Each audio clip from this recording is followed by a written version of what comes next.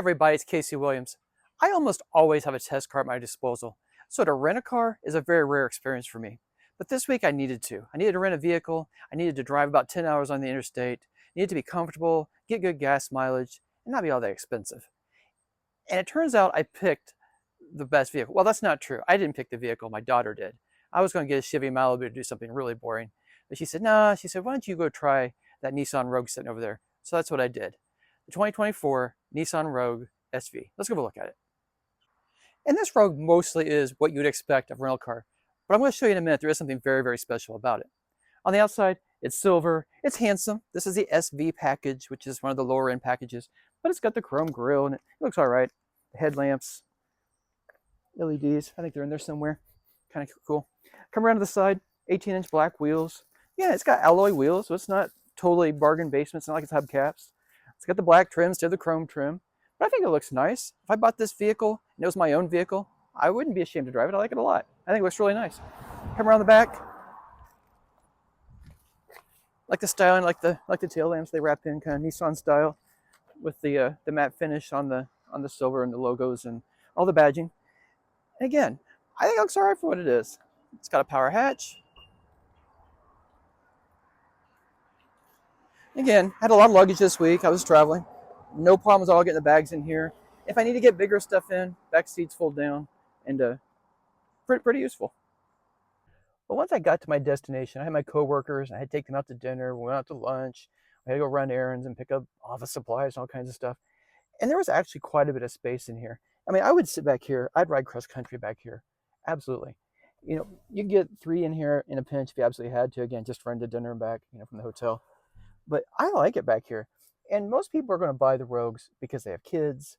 Kids are going to get in here very easy. And one thing I noticed, the connection points for the child safety seats right here, easy access, easy to get to them. So if you're buying one and you have kids and you want to use your family car, I think you'll find that's really, really roomy back here for that too. Rental car or not, I like the interior of the Rogue. I like the dashboard, I like the design, I like the layout. Again, this isn't the upper level trim with the brown leather seats and all that in it. This is kind of a basic model, but I think it looks nice. This is all padded, stitching on the dashboard. I like the seats a lot. I really found the cloth comfortable. Again, it's warm and it's just, it's not like you're sticking to leather seats all the time. So I actually kind of like the cloth in this, and it looks kind of like a wool material, almost like a gentleman's jacket. I like that a lot.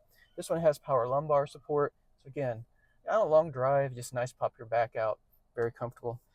And it's again, Nissan's really showing that you don't have to do things in a cheap way in a vehicle that's not overly expensive. I like the material here and the silver, kind of the black piano finish here as well. It's a rubber steering wheel, but it's a flat bottom steering wheel and it is pretty stylish. Nice, easy to read gauges. The touchscreen, I found that super easy to use. I always like volume and tuning knobs, and it has it.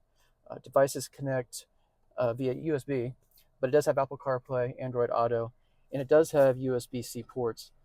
This is one of the first models to go exclusively to USB-C ports for Nissan.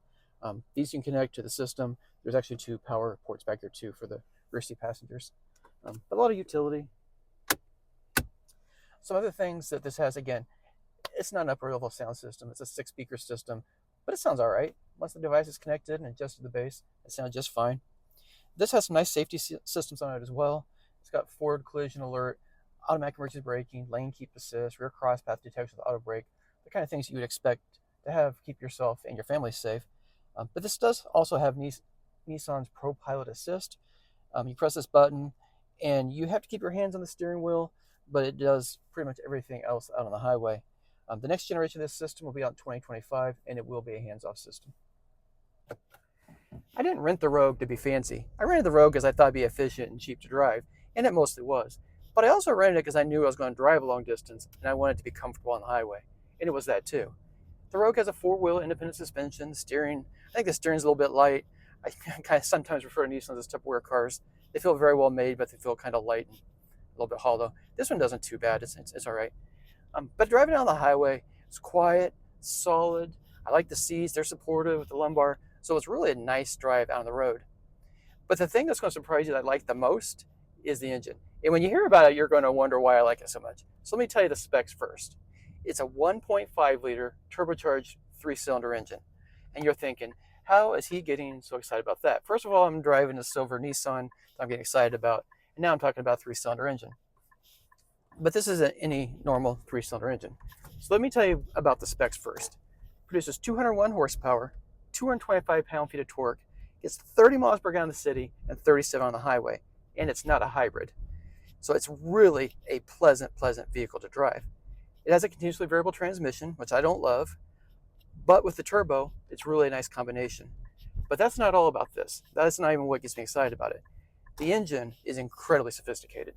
So it has variable compression, which basically means the engine can shapeshift in real time, and it can go from producing power to being efficient. It is really remarkable what it does. The engine has won awards, and deservedly so. And on the highway, what you notice is it's just quiet, it's smooth, you've got power wherever you want it. If you're driving significantly above the speed limits, no problem at all. If you're going through the mountains, going through hills, it really is up for that. And again, I don't really love continuously variable transmissions, but with the engine and the turbo and the CVT, it's just seamless. And I was just really impressed with the vehicle that really is, and pretty much an entry-level compact crossover, almost a mid-sized crossover. To drive like that on the highway was really nice. Well, rental car or not, the Rogue is a vehicle I would own for myself.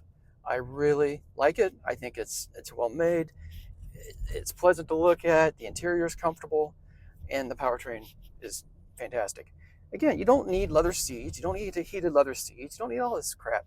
Just get, a car like this. It's really functional for everyday use, and I think it works out really well. So let's talk about price. Well, the Rogue starts just over $29,000.